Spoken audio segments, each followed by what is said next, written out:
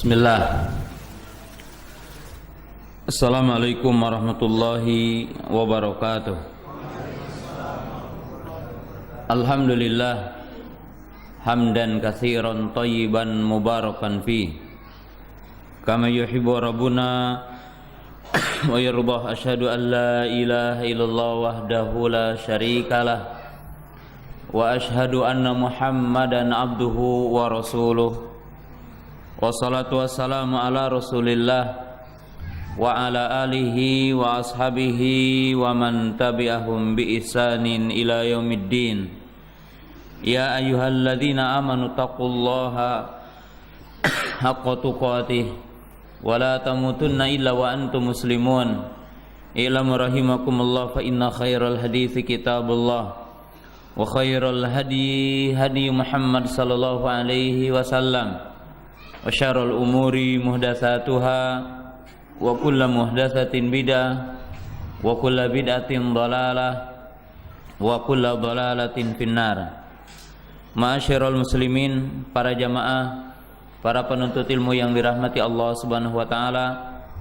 Pertama, marilah kita bersyukur kepada Allah Subhanahu wa taala yang senantiasa menganugerahkan kepada kita nikmat iman, nikmat Islam, nikmat sehat, sehingga kita dapat berkumpul di majelis yang mulia ini, di tempat yang mulia ini.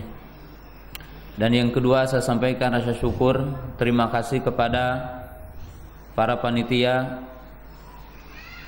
dan para jamaah yang telah memberikan wasilah kepada saya pada kesempatan malam hari ini untuk berziarah ke kota yang mulia ini, untuk berkumpul di majelis yang mulia ini dalam rangka mudzakkaratul ilmi, duduk di majelis ilmu, majelis yang sangat mulia, majelis yang diridhoi oleh Allah Subhanahu wa taala.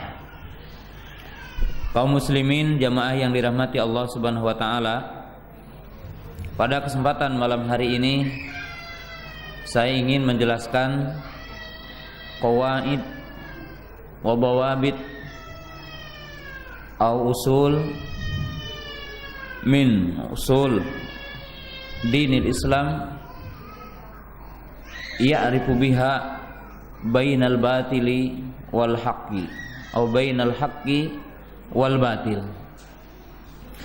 Kaum muslimin, jamaah yang dirahmati Allah Subhanahu wa taala, pada kesempatan malam hari ini saya ingin menjelaskan tentang beberapa dasar Islam atau landasan-landasan Islam yang dengannya seorang mukmin bisa memisahkan antara hak dengan batil, yang dengannya seorang mukmin bisa mengetahui tentang penyimpangan-penyimpangan yang muncul terutama di akhir zaman. Kaum muslimin, jamaah yang dirahmati Allah Subhanahu wa taala, tidak diragukan lagi bahwa di akhir zaman seperti apa yang kita hidup hari ini akan muncul berbagai penyimpangan, akan muncul berbagai kesesatan, dan hal ini telah diwanti-wanti oleh Nabi sallallahu alaihi wasallam. Seperti dijelaskan dalam hadis yang sangat terkenal yang seluruh jamaah pada kesempatan malam hari ini sering mendengarnya. Qala Rasulullah sallallahu alaihi wasallam,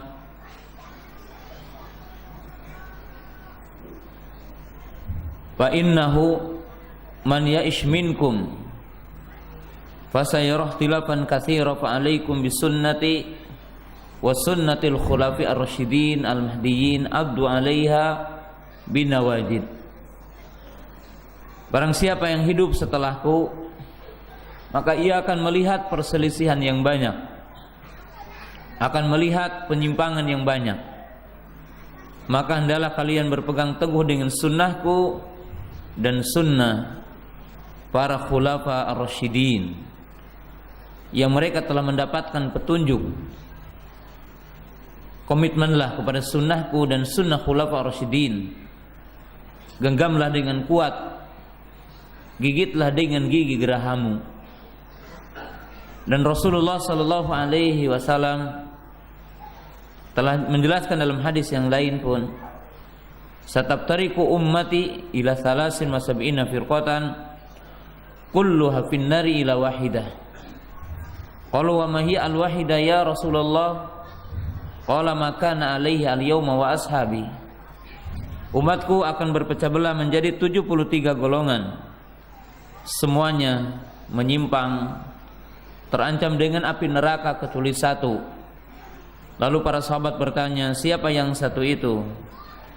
Siapa yang seperti aku hari ini dan seperti para sahabatku?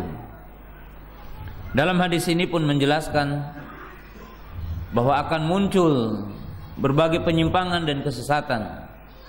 Akan muncul firqah-firqah al-halikah, yaitu kelompok-kelompok yang menyimpang dari agama ini. Bahkan Nabi SAW mengatakan, la taqumu sa'atu hatta yakhruja min hadhil ummah salasun dajjalun kulluhum yaz'umu annahu rasulullah. Wa qala Nabi SAW, wala nabiyya ba'di. Rasulullah SAW menjelaskan, tidak akan terjadi hari kiamat sehingga keluar di antara umatku 30 orang dajjalun, mereka para dajjal yang semuanya mereka mengklaim menjadi nabi. Dan Nabi SAW mengatakan, dan tidak ada nabi setelahku. Waqala Nabi sallallahu alaihi wasallam, innama akhwafu ma akhafu alaikum munafiq alimul lisan wa fi riwayatin a'immatul mudillun. Nabi SAW mengatakan, tidak ada perkara yang aku paling takuti yang akan menimpa kepada kalian kecuali akan munculnya orang-orang munafik yang mereka alimul lisan, orang-orang munafik yang pandai berbicara, yang mereka akan menyebarkan syubhat, kesesatan di tengah umat ini. Di dalam riwayat yang lain Nabi SAW mengatakan, di antara yang akan memporak-porandakan kekuatan umat dan merusak umat ini, al-a'immatul mudillun, para pemimpin yang menyesatkan, juru-juru dakwah yang menyesatkan. Kaum muslimin jamaah yang dirahmati Allah Ta'ala, dengan begitu banyaknya penyimpangan dan kesesatan, maka wajib seorang mukmin memiliki landasan dalam agamanya, mengetahui landasan-landasan dan dasar-dasar dari agama ini, yang dengannya seorang mukmin akan mengetahui penyimpangan. Dalam kesempatan malam yang berbahagia ini, saya akan menyebutkan beberapa yang dengan kaidah itu seorang mukmin akan mengetahui berbagai bentuk penyimpangan yang muncul hari ini. Dan kaidah-kaidah itu sangat banyak sekali, tetapi kita akan membahas sebagiannya dan apa yang sangat perlu kita bahas. Al-qaidatul ula annal haqqa wahidun wa anna at-tariqa al-muwasil ila Allah wahidun wa huwal Islam wa huwa sunnah. Kaidah yang pertama, kebenaran itu satu, hak itu adalah satu. Jalan yang bisa mengantarkan seseorang kepada keridhaan Allah, kepada Allah Ta'ala, kepada kecintaannya, keridhaannya, jalan yang bisa mengantarkan seseorang kepada keselamatan hanya satu, yaitu Islam, yaitu sunnah. Tidak ada jalan, tidak ada manhaj, tidak ada sistem kehidupan yang bisa mengantarkan seorang mukmin kepada kebahagiaan hanyalah satu, yaitu Islam. Al-haqqu la yata'addad, kebenaran itu tidak berbilang. Wa dalilu ala dzalika kitabullah was sunnatu wal ijma'. Dan dalil yang menunjukkan kebenaran itu adalah satu, hak itu satu, adalah Al-Quran, Sunnah dan Ijma. Qala Allah Ta'ala, fama ba'dal haqqi ila dhalal. Fama ba'dal haqqi ila dhalal. Wa qala Allah Ta'ala, inna dina indallahil Islam. Wa qala Allah Ta'ala, wa may yabtaghi ghairal islami dina fala yuqbala minhu wa huwa fil akhirati minal khasirin. Wa qala Allah Ta'ala, wa anna hadha sirati mustaqima fattabi'uhu wa la tattabi'us subula fatafarraqu bikum an sabilihi. Wa qala Allah Ta'ala, ihdinas siratal mustaqim siratal ladzina an'amta 'alaihim ghairil maghdubi 'alaihim waladdallin. Inilah diantara ayat-ayat yang menunjukkan kebenaran itu hanya satu, hak itu hanya satu, yaitu Islam, yaitu sunnah. Allah berfirman, fama ba'dal haqqi ila dhalal. Tidak ada setelah al-haq wa huwa tauhid wa huwa al-islam kecuali kesesatan. Tidak ada setelah tauhid kecuali kesesatan, asyirku wal kufru, kesyirikan dan kekufuran. Fama ba'dal islam ila dhalal. Tidak ada setelah Islam kecuali sesat. Allah Ta'ala berfirman dalam ayat yang lain, inna dina indallahil Islam.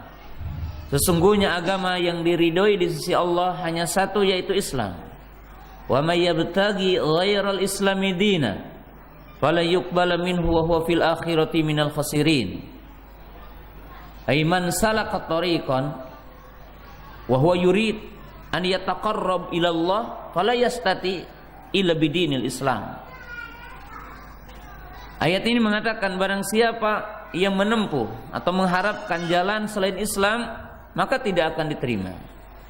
Ayat ini menunjukkan siapa yang menempuh jalan, siapa yang menempuh manhaj, siapa yang menempuh cara untuk taqarrub kepada Allah, untuk mendekatkan diri kepada Allah selain dengan dinul Islam, maka tidak akan diterima di sisi Allah. Maka tidak akan sampai kepada Allah Ta'ala. Allah menjelaskan dalam ayat yang lain, wa anna hadza sirati mustaqima fattabi'u. Inilah jalanku, satu, ikutilah, yaitu Islam. Dan janganlah engkau mengikuti as-subul, jalan kesesatan, jalan yang menyimpang, al-bidah wa dhalalat, bid'ah dan kesesatan. Maka barang siapa yang berpaling mengambil jalan selain Islam, maka dia akan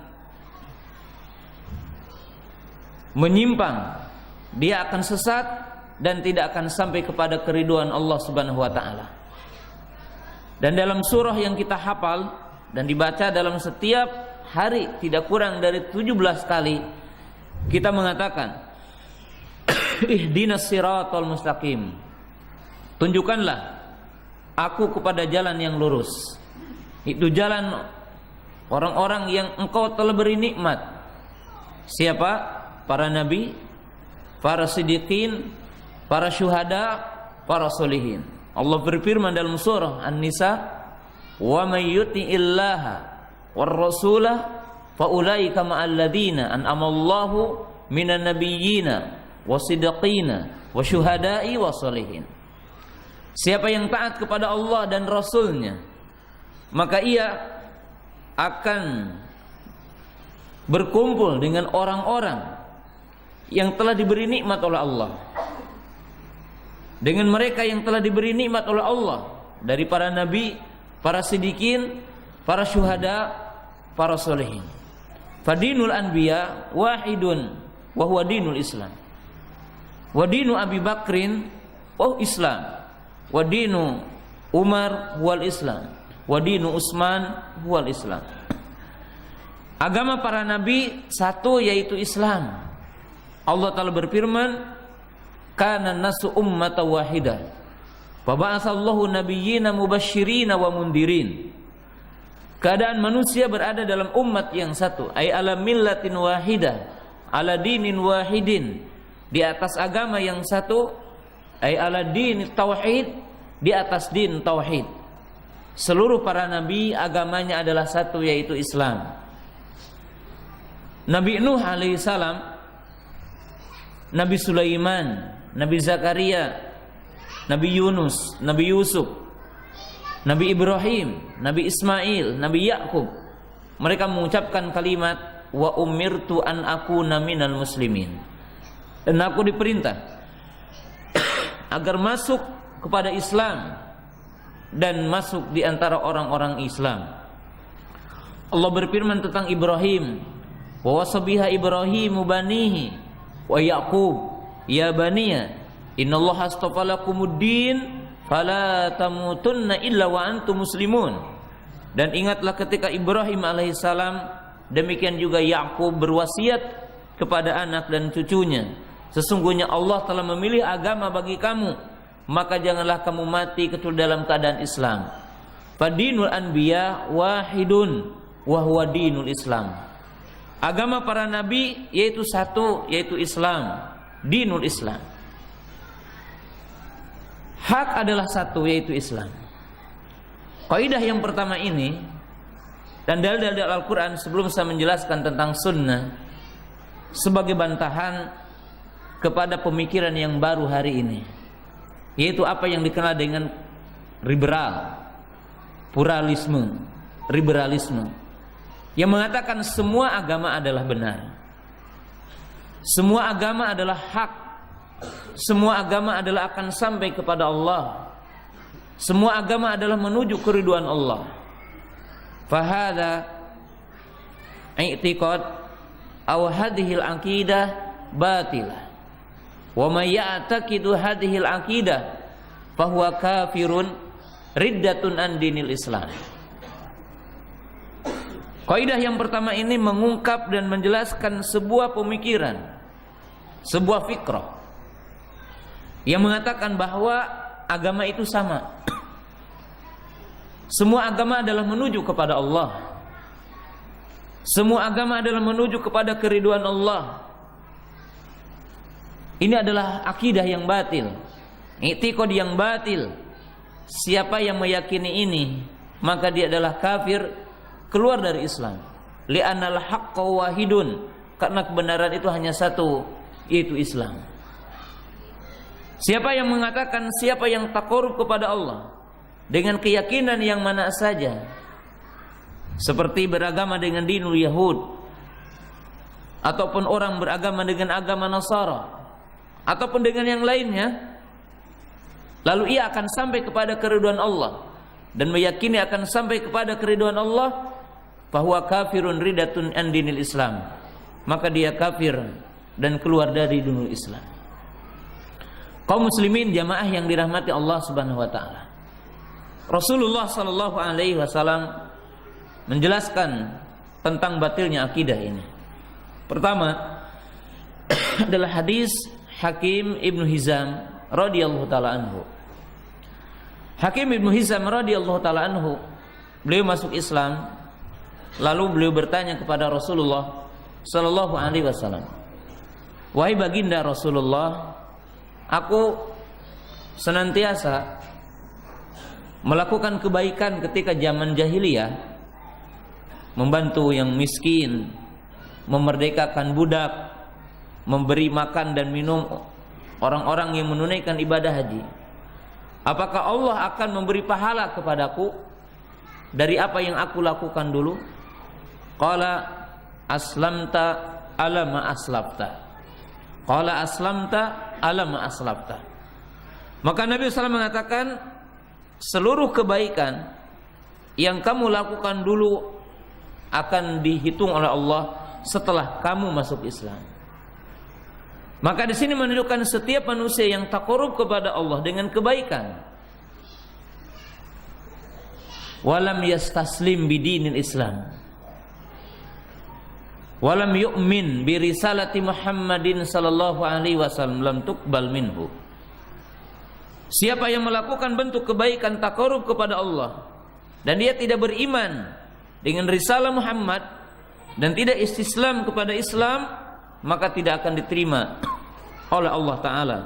Karena Nabi SAW mengatakan, aslamta ala ma aslafta. Kemudian Nabi sallallahu alaihi wasallam menjelaskan dalam hadis Aisyah radhiyallahu taala anha, ketika datang 3 orang kepada Aisyah radhiyallahu taala anha, beliau atau mereka bertanya tentang hal ibadah baginda Rasulullah SAW. Jadi 3 orang ini datang kepada Nabi SAW bertanya tentang ibadah beliau. Maka Aisyah radhiyallahu taala menyebutkan bagaimana kesungguhan ibadah beliau. Lalu 3 orang itu berkata, adapun aku akan membujang, aku tidak akan nikah. Sebab kalau aku nikah banyak terganggu untuk melakukan ibadah kepada Allah. Maka aku akan membujang agar aku optimal beribadah kepada Allah. Yang kedua, ia mengatakan aku akan sholat sepanjang malam, setiap malam. Dan yang ketiga, dia mengatakan aku akan puasa tiap hari, aku akan saum setiap hari, dan aku tidak akan pernah buka. Lalu sampailah ucapan mereka kepada baginda Rasulullah SAW. Lalu beliau mencari siapa yang mengatakan ini dan ingin menyampaikan nasihat kepada mereka. Lalu beliau mengatakan, sesungguhnya aku adalah orang yang paling tahu kepada Allah, aku adalah orang yang paling takwa kepada Allah, dan aku adalah orang yang paling takut kepada Allah. Maka aku menikah, aku pun saum dan aku pun buka, dan aku sholat malam dan aku pun tidur. Syahid hadisnya adalah paman rogiba an sunnati falaysa minni. Paman rogiba an sunnati falaysa minni. Ishma'na hadal hadis. Apa makna hadis ini? Hadis ini mengatakan paman rogiba an sunnati, siapa yang enggan dari sunnahku, maka rogibaan ini terbagi kepada 2 kelompok. Barang siapa yang berpaling dari sunnah Nabi sallam secara total, bi annahu la yadin bidinil Islam walam ya'taqid walam yu'min bi risalati Muhammad sallallahu alaihi wasallam, barang siapa yang berpaling dengan secara total, dia tidak beriman dan tidak membenarkan risalah Muhammad sallallahu alaihi wasallam, maka ia adalah bukan dari umatku, dia kafir, dia murtad, dia bukan muslim, yang secara otomatis bahwa dia tidak akan mendapatkan bagian dari surga. Dia tidak akan mendapatkan bagian dari kenikmatan nanti yaumul qiyamah. Dia tidak akan sampai kepada keriduan Allah Subhanahu wa taala. Dan yang kedua, rogibaan, artinya orang yang berpaling dari sunnah Nabi sallam, yaitu juz'iyat, parsial. Mungkin kita ini. Maka barang siapa yang berpaling dari sunnah Nabi sallam, dia bukan mukmin yang sejati, bukan umat Nabi SAW yang sejati. Apabila dia berpaling walaupun sebagiannya, walaupun dia tidak sampai kufur keluar dari Islam. Maka hadis ini menunjukkan bahwa disyaratkan orang yang akan taqarrub kepada Allah, orang yang akan mendekatkan diri kepada Allah, orang yang beribadah kepada Allah, mesti dengan syariat Muhammad sallallahu alaihi wasallam. Fal haqqu wahidun. Kebenaran itu adalah satu, yaitu Islam. Maka jamaah yang dirahmati Allah Ta'ala, kaidah yang pertama ini wajib kita tanamkan kepada generasi kita, anak kita, dari sejak Raudatul Atfal, dari sejak anak kita itu TK, SD, SMP, SMA, wajib, dan perguruan tinggi diajarkan al-haq wahid, kebenaran itu satu, yaitu hanya Islam. Al-haqqu la yata'addad, kebenaran itu adalah tidak berbilang. Hadhihi al-qaidatul ula, ini adalah kaidah yang kedua. Al-qaidatu tsaniyah, inna hadha dina kamilun wa mutakammil.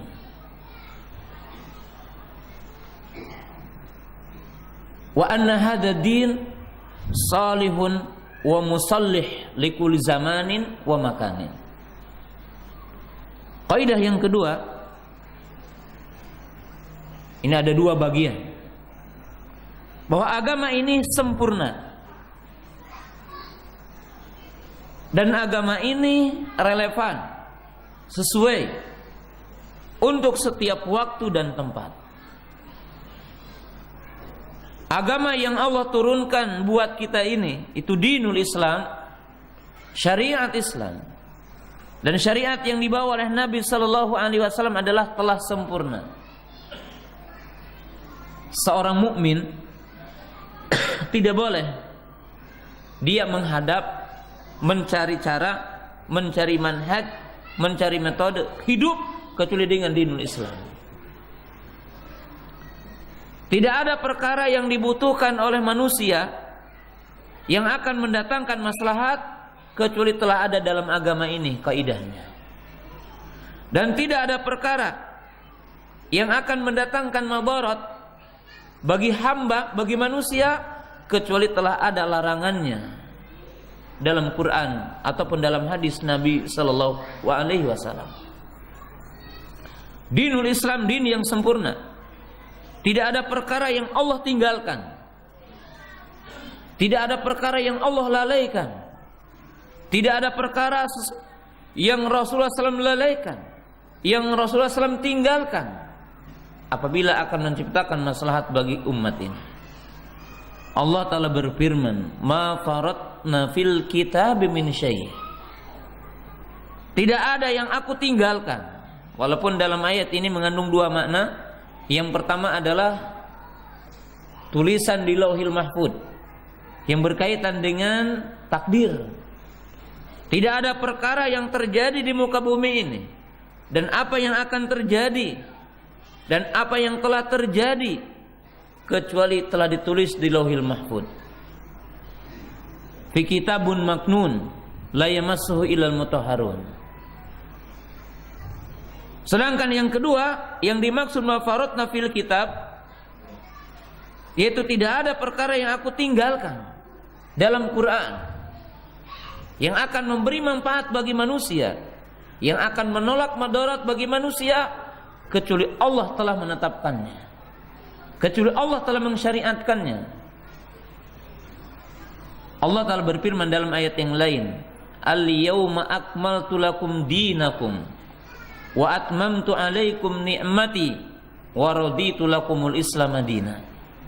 Hari ini aku sempurnakan agamaku dan aku sempurnakan nikmat atasmu dan aku ridho Islam sebagai agama bagi kalian. Maka dua ayat ini menunjukkan seorang mukmin tidak boleh mengambil cara, mengambil teori, mengambil manhaj, mengambil fikrah, mengambil pemikiran, mengambil sistem selain Islam, selain Al-Quran dan Sunnah Rasulullah SAW. Qala Rasulullah Sallallahu Alaihi Wasallam, taraktukum alal bayda, lailuha kanahariha, la yazigu anha ila halik. Ma min syai'in yuqarribukum ila jannah illa qad amartukum bihi, wa ma min syai'in yuqarribukum ila nari illa qad nahaitukum anhu. Nabi SAW mengatakan, aku tinggalkan kalian dalam keadaan terang benderang, malamnya bagikan siangnya. Tidak ada perkara ataupun tidaklah seseorang berpaling dari apa yang aku tinggalkan kecuali dia akan celaka. Nabi SAW mengatakan dalam hadis yang lain, tidak ada perkara yang bisa mendekatkan kamu ke surga kecuali aku telah memerintahkannya, dan tidak ada perkara yang bisa mendekatkan kamu ke neraka kecuali aku telah melarangnya. Salman Al-Farisi radhiyallahu taala anhu pernah ditanya oleh seorang Yahudi, apakah Nabi kamu mengajari kamu segala sesuatu? Qala na'am. Dia mengatakan iya. Hatal khira'ah, hatal barraz. Sehingga Nabi SAW mengajari kita, mengajari kami bagaimana ke WC, bagaimana adab qada hajat. Ini menunjukkan din itu sempurna.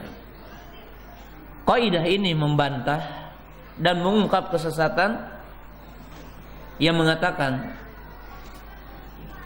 fikrah dari kaum liberal dan yang semisalnya, yang mereka mengatakan agama ini hanya ibadah. Adapun berkaitan dengan politik adalah tergantung negara kita. Adapun berkaitan dengan politik adalah tergantung kita. Berkaitan dengan ekonomi, bagaimana adat istiadat. Berkaitan dengan pernikahan, bagaimana adat istiadat. Qala ulama faman fassala baina dini wa siyasa fa huwa zindiq. Siapa yang memisahkan Islam dengan negara, siapa yang memisahkan Islam dengan ekonomi, siapa yang memisahkan Islam dengan adat, maka dia adalah orang yang zindik. Aqrabu ila kufrin, maka dia adalah orang yang dekat kepada kekufuran. Karena tidak mungkin Allah mengajari kita bagaimana ke WC, adab ke WC, mendahulukan kaki yang kiri, berdoa ketika masuk mengatakan Allahumma inni a'udzubika minal khubuthi wal khaba'ith. Tidak boleh menghadap kiblat, tidak boleh membelakangi kiblat, tidak boleh memegang zakar dengan tangan kiri, dengan tangan kanan, maaf. Tidak boleh membersihkan kotoran dengan tangan kiri, dengan tangan kanan, maaf. Keluarnya mengatakan gufronaka. Nabi SAW mengajari kita bagaimana qada hajat, adabnya. Lalu Islam tidak membahas berkaitan dengan nama dan sifat Allah. Dan ini adalah tergantung bagaimana akal kita, bagaimana pendapat kita. Yang berkaitan dengan ekonomi, yang berkaitan dengan sistem jual beli, Allah tidak menjelaskannya.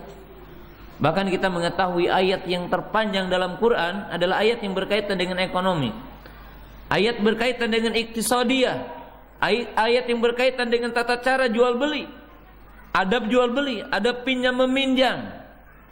Allah Ta'ala jelaskan dengan ayat yang terpanjang. Allah menjelaskan tentang hak-hak berkaitan dengan darah. Allah menjelaskan hak-hak yang berkaitan dengan harta. Allah Ta'ala menjelaskan hak-hak yang berkaitan dengan kehormatan. Telah sempurna segalanya. Bahkan lihat di dalam ayat Al-Quran, Allah menyatukan antara taat kepada Allah dan Rasulnya dengan taat kepada pemimpin. Ya ayyuhalladzina amanu ati'ullaha wa ati'ur rasul wa ulil amri minkum. Hadhil ayat ayatun azimah tubayyinu fiha qawanin azimah. Ayat yang mulia ini menjelaskan kerangka yang sangat agung. Bagaimana menciptakan kemaslahatan, bagaimana menciptakan kedamaian, bagaimana menciptakan ketentraman, bagaimana menciptakan kebaikan, bagaimana menciptakan kemaslahatan dunia dan akhirat. Antara kita taat kepada Allah, taat kepada Rasul, yang ini akan menciptakan maslahat dunia dan di akhirat. Lalu Allah Ta'ala memberitakan taat kepada pemimpin. Karena tidak akan terjadi kedamaian ketentraman, tidak akan terjaga darah, tidak akan terjaga nyawa, tidak akan terjaga harta, tidak akan terjaga kehormatan. Hak-hak tidak akan terjaga apabila tidak tercipta antara ketaatan kepada pemimpin, rakyatnya memenuhi hak-hak pemimpinnya, dan pemimpin memenuhi hak-hak rakyatnya. Kaidah-kaidah yang sangat agung dalam agama. Maka jamaah yang dirahmati Allah Ta'ala, apabila kita mendapatkan seseorang yang menjelaskan agama, memisahkan bagian-bagian dari dunia ini dari agama, maka dia adalah telah menentang agama ini. Dia adalah zindik, dia bertentangan dengan Al-Quran dan Sunnah Rasulullah Sallallahu Alaihi Wasallam. Karena kita meyakini agama ini adalah sempurna. Kemudian kaidah yang kedua ini menjelaskan bahwa Islam salihun wa musallihun. Islam itu syumuliyah, Islam itu universal. Islam itu relevan, cocok untuk setiap waktu. Bahwa Islam ini tidak diturunkan oleh Allah Ta'ala untuk satu kaum. Islam ini tidak diturunkan oleh Allah Ta'ala untuk satu kabilah. Islam ini tidak diturunkan oleh Allah Ta'ala untuk satu bangsa, untuk satu bahasa. Tetapi Islam itu adalah untuk alam semesta. Allah Ta'ala berfirman, wa ma arsalnaka ila rahmatan lil alamin. Dan tidaklah kami mengutusmu wahai Muhammad kecuali rahmat untuk alam semesta. Allah Ta'ala berfirman, wa uhiya ilayya hadzal qur'an liundhirakum bihi wa man balagh. Dan sungguh telah diwahyukan kepadaku Quran ini agar aku memperingati kalian dengan Quran, wa man balagh, dan setiap orang yang sampai dengan Quran ini untuk alam semesta. Jamaah yang dirahmati Allah Subhanahu wa Ta'ala, setiap mukmin wajib memahami tidak ada satu kalimat pun, Tidak ada satu bagian pun dari perintah-perintah Allah atau larangan-larangan Allah atau berupa syariat yang untuk satu kabilah, untuk satu bangsa, untuk satu kaum, tetapi adalah untuk semuanya. Apa manfaat dari mengetahui kaidah ini? Kita akan mengetahui satu penyimpangan yang muncul hari ini, yang mereka mencoba untuk mengistilahkan ada Islam Arab. Oh, ini adat Arab. Oh, ini Islam Arab. Ataupun mungkin hari ini muncul istilah baru, Islam Nusantara. Jamaah yang dirahmati Allah Ta'ala, tidak ada satu perkara dari agama ini, dari syariat yang Allah Ta'ala turunkan melalui lisan Rasulullah SAW yang itu adalah untuk satu kaum. Oh, cara berkerudung seperti ini, cara menutup aurat seperti ini adalah adat Arab. Oh, sholat seperti ini yang harus rapi, yang harus rapat safnya, ini adalah sholatnya Arab. Bahkan dikatakan, ada orang mengatakan sholatnya Wahabi. Tidak ada. Tidak ada satu bagian pun dari syariat Islam, dari perintah Islam yang itu adalah untuk satu kaum. Tidak ada, Pak. Harus diyakini. Siapa yang mengatakan ada bagian Islam adalah untuk kaum tertentu, untuk zaman tertentu, maka telah menentang Al-Quran dan telah menyimpang dari Al-Quran, dari Islam yang sesungguhnya. Kalau ada orang mengatakan hukum waris dengan penilaian begini-begini, hak suami ataupun hak laki-laki dua bagian, perempuan adalah satu bagian, oh ini tidak relevan untuk Indonesia, tidak relevan dengan masa ini, karena pada wanita hari ini adalah pada kerja, maka dia telah menentang Al-Quran. Dia telah bertentangan dengan akidah Islam. Dia telah bertentangan dengan usul-usul Islam. Tidak. Islam ini adalah universal. Islam itu adalah untuk seluruh kaum. Islam itu adalah untuk seluruh bangsa. Karena dikatakan salihun wa musallih. Islam itu akan mendatangkan maslahat. Umpamanya sekarang apa? Hukum potong tangan. Oh, ini bertentangan dengan hak asasi manusia. Qisas bertentangan dengan hak asasi manusia. Padahal jamaah yang dirahmati Allah Subhanahu wa taala, Allah telah mengatakan wa fil qisasi hayatun liulil albab. Dan dalam penegakan qisas ini akan menjamin kehidupan manusia bagi orang-orang ulul albab, bagi orang-orang yang cendekiawan, orang-orang yang memiliki pemahaman, orang-orang yang handal pemahamannya. Nah, jamaah yang dirahmati Allah Subhanahu wa taala. Jadi wajib dipahami oleh kita semua. Tidak ada bagian dalam Islam, tidak ada bagian dalam sunnah yang itu adalah untuk satu kaum, yang itu adalah untuk satu bangsa. Maka tidak ada istilah Islam Arab, tidak ada Islam Nusantara, tidak ada. Islam itu datang dari Allah, Islam itu datang dari Rasulullah SAW, yang wajib dipraktekkan dalam kehidupan kita. Tidak ada. Nah, jamaah yang dirahmati Allah Subhanahu wa taala, ini adalah kaidah yang kedua. Al-qaidatu tsalitsah, kaidah yang ketiga. Anna hadad dina mahfudun wa anna masadir hadad dini mahfudun. Kaidah yang ketiga, kaidah yang wajib diketahui oleh setiap mukmin setelah memahami kaidah yang kedua. Dan kaidah yang pertama, bahwa agama ini terjaga dan sumber agama ini terjaga, keabsahannya, keasliannya, keotentikannya. Allah Ta'ala menjaga agama ini, Allah Ta'ala menjaga din ini, dan Allah Ta'ala menjaga sumber-sumbernya. Kaum muslimin jamaah yang dirahmati Allah Subhanahu wa taala, dalil yang menunjukkan Allah menjaga agama ini dan menjaga sumbernya, yaitu Quran dan hadis, adalah firman Allah Ta'ala, inna nahnu nazzalna dzikra wa inna lahu lahafidhun. Sesungguhnya aku menurunkan adzikra, yaitu Quran, demikian sunnah, dan kami menjaganya, Yang dimaksud apa? Menjaga dari penambahan dan pengurangan dan perubahan. Allah akan menjaga keutuhan din ini. Dan dalil yang menunjukkan bahwa agama ini terjaga, din ini terjaga, dan sumber hukumnya terjaga. Lihat oleh kita firman Allah Ta'ala, inna hadzal Qur'an yahdi lillatihi aqwam. Dzalikal kitabu la raiba fihi hudal lil muttaqin. Alhamdulillahilladzi anzala ala 'abdihil kitaba wa lam yaj'al lahu iwaja. Dan ayat-ayat yang sangat banyak yang Allah Ta'ala jelaskan. Allah mensifati Quran sebagai hudan, sebagai petunjuk. Dalam banyak ayat. Inna hadzal Qur'an yahdi lillatihi aqwam. Sesungguhnya Quran ini menunjukkan kalian kepada jalan yang lurus. Bagaimana Allah mensifati Quran sebagai petunjuk? Kalau satu saat Quran akan berubah. Kalau satu saat Quran akan ada yang mampu merubah. Ada tambahan dan ada pengurangan. Dzalikal kitabu la raiba fihi hudal lil muttaqin. Itulah Alkitab, yaitu Quran, yang tidak ada keraguan di dalamnya, sebagai petunjuk bagi orang-orang yang bertakwa.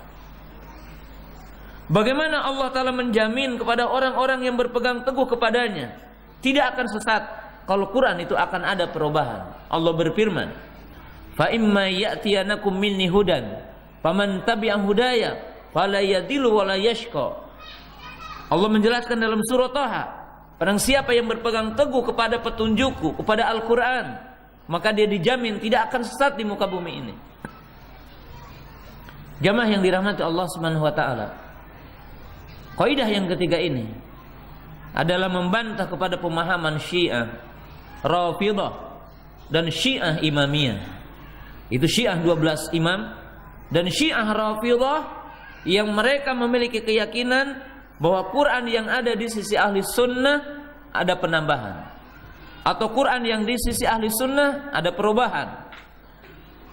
Sunnah yang ada di sisi ahli sunnah ada penambahan. Jadi orang-orang Syiah Rafidhah memiliki keyakinan sunnah, artinya orang-orang Syiah Rafidhah atau Syiah 12 imam, mereka memiliki keyakinan bahwa Quran yang ada di sisi kita hari ini, yang Mushaf Utsmani, itu mereka sifati dengan 4 sifat. Fihi ziyadah wa fihi nuqsan. Jadi ada penambahan, ada pengurangan. Yang merupakan pengurangan menurut mereka, ayat-ayat wasiat dibuang oleh Ahlus Sunnah. Adapun penambahan, ya pujian-pujian seperti kepada sahabat. Ada perubahan dari sisi bacaan. Ini adalah keyakinan orang-orang Rafidhah. Maka Allah membantah, inna nahnu nazzalna dzikra wa innahu lahafizun. Dan ini keyakinan orang Rafidhah, keyakinan orang-orang Syiah. Wajib diyakini oleh kita, ini batil. Mereka menentang Allah, mereka menentang Al-Quran, mereka menentang Rasulnya. Jamaah yang dirahmati Allah Ta'ala, untuk mengetahui dalil batilnya pemahaman ini, karena Nabi kita adalah Nabi terakhir, dan ini akan disebutkan setelah nanti isya faidahnya. Jamaah yang dirahmati Allah Subhanahu wa Ta'ala, ini adalah faidah yang sangat penting. Dan yang kedua, dalam kaidah ini bahwa sunnah pun terjaga sebagaimana Quran. Sunnah terjaga dari perubahan. Sunnah terjaga dari setiap rekayasa manusia yang mencoba untuk merusak din ini. Kata Imam Ibnu Hazm rahimahullahu ta'ala, al-wahyu naw'an. Wahyu itu ada 2. Wahyu yang ditulis di Lauhil Mahfuz, yaitu Quran, dan wahyu yang tidak ditulis di Lauhil Mahfuz, yaitu sunnah. Maka semuanya terjaga dan dijaga oleh Allah Ta'ala. Lalu bagaimana Allah Ta'ala menjaga sunnah? Dan bagaimana sunnah itu terjaga? Di mana para Allah Ta'ala mengatakan, Dan Nabi SAW mengatakan Allah akan membangkitkan para mujaddid. Allah akan membangkitkan para mujahid dari umat ini yang diberikan kemampuan oleh Allah Ta'ala untuk mengetahui sanad hadis-hadis Nabi SAW. Si fulan ini berapa gurunya, si fulan ini berapa muridnya, si fulan ini berapa hadisnya. Bisa memisahkan si fulan dhaif, si fulan sahih. Dan dengan inilah Allah menjaga agama ini. Allah menjaga sunnah ini. Siapa yang meyakini Islam itu cukup dengan Quran, ini adalah batil, seperti kaum Quran ini. Yang jelas jemaah yang dirahmati Allah Ta'ala, kaidah yang ketiga ini kita meyakini bahwa dinul Islam terjaga, sumbernya terjaga. Tidak ada yang mampu, yang akan, ataupun tidak ada yang bisa, tidak ada yang mampu untuk merubah, membikin rekayasa terhadap sumber hukum dari Islam ini. Karena Allah Ta'ala telah menjaminnya dan telah menjaganya. Demikianlah barangkali untuk materi yang pertama. Ya, kita akan lanjutkan insyaallah setelah kita sholat berjamaah dari sholat isya.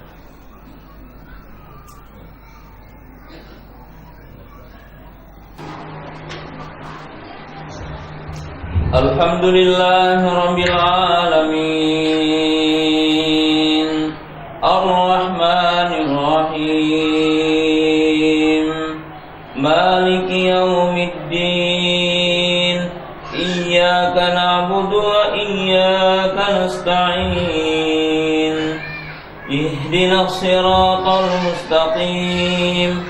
Siratal ladzina an'amta 'alaihim ghairil maghdubi 'alaihim waladdallin. Amin.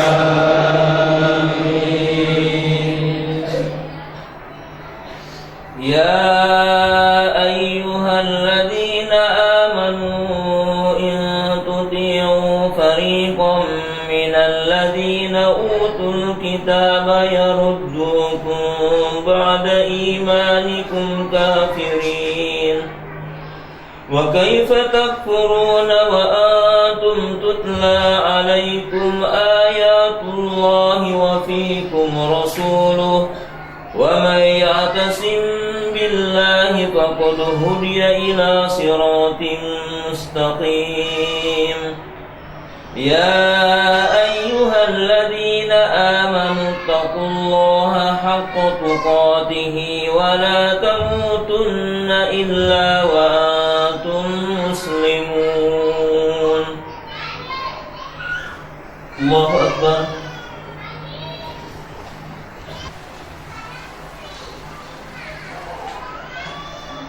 Allahu Akbar. Alhamdulillahi Rabbil Alamin. Ar-Rahmanir Rahim. Maliki yaumiddin. Iyyaka na'budu wa iyyaka nasta'in. Ihdinas siratal mustaqim. Siratal ladzina an'amta 'alaihim ghairil maghdubi 'alaihim waladdallin. Amin. Wa'tasimu bihablillahi jami'an wa la tafarraqu. واذكروا نعمة الله عليكم إذ كنتم أعداء فألف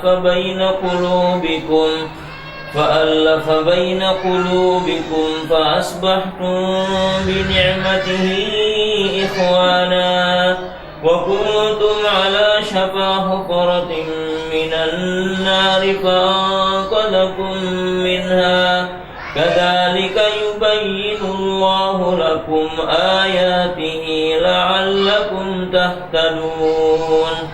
ولتكن منكم أمة يدعون إلى الخير ويأمرون بالمعروف وينهون عن المنكر وأولئك هم المفلحون.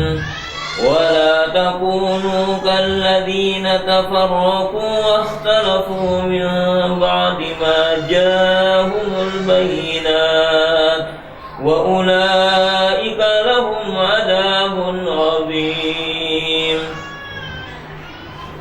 الله أكبر.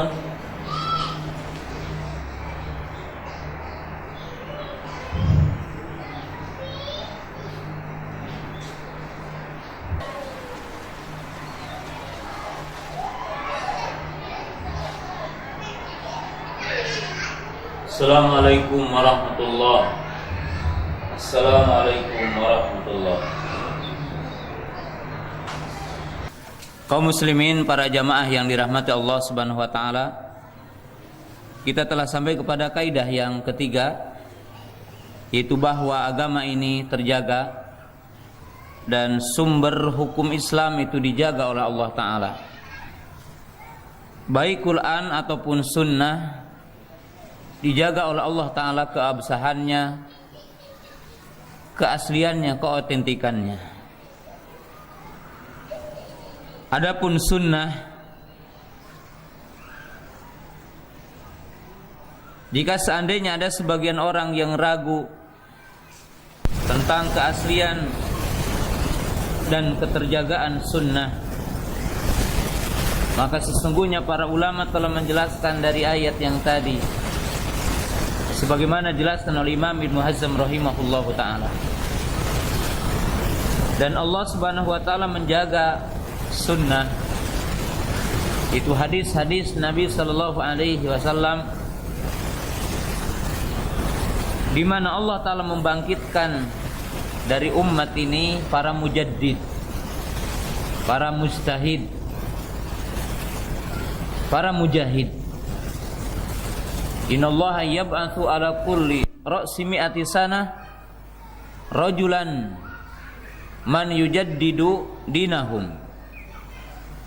Sesungguhnya Allah akan membangkitkan, akan mengeluarkan dalam setiap 100 atau penghujung 100 tahun man yujaddid dinahum, orang-orang yang melakukan pembaharuan terhadap agama ini. Dan Allah taala mengeluarkan para mujahid, para mujtahid, yang mereka diberikan kemampuan oleh Allah taala untuk menghafal agama ini dan untuk menjaga agama ini. Kaum muslimin yang dirahmati Allah Subhanahu wa taala, maka kita tidak boleh ragu dengan satu ayat pun, satu kalimat pun, satu huruf pun dari setiap yang ada dalam Al-Quran. Demikian juga dalam hadis-hadis yang sahih, sebagai dalil dan sebagai sumber dalam agama ini. Al-Qaidatul Rabi'ah, kaidah yang keempat, di antara kaidah yang wajib dipahami oleh setiap muslim yang menjadi dasar agamanya, anna sunnata kal Qur'an fil hujjiyah. Kaidah yang keempat, di antara kaidah yang sangat penting untuk dipahami oleh setiap mukmin, setiap muslim, bahwa sunnah seperti Quran dalam kedudukan sebagai hujjah, dalam kedudukan sebagai argumentasi di dalam agama ini, dalam kedudukan sebagai dasar dalam agama ini. Tidak ada perbedaan antara hadis dengan Quran dari sisi derajat sebagai argumentasi, sebagai hujjah, sebagai sumber hukum.